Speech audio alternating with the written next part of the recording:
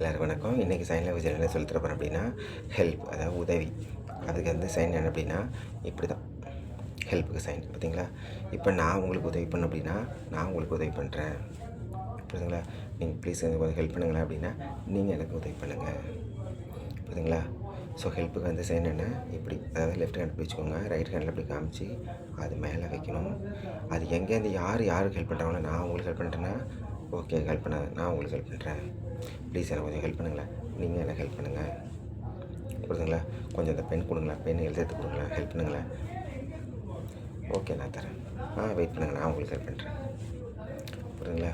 So இது எல்லா இடத்துலையும் எங்கெங்கெல்லாம் அந்த ஹெல்ப் அப்படிங்கிறது தேவையோ அந்த இடத்துல நீங்கள் அதை யூஸ் பண்ணிக்கணும். சரிங்களா? Help, help, I help you, please help me. Thank you. Practice பண்ணுங்கள், சப்ஸ்கிரைப் பண்ணுங்கள், கண்டினியூவாக பாருங்கள். சைன் லாங்குவேஜ் ஈஸியாக கற்றுக்கலாம். தேங்க்யூ.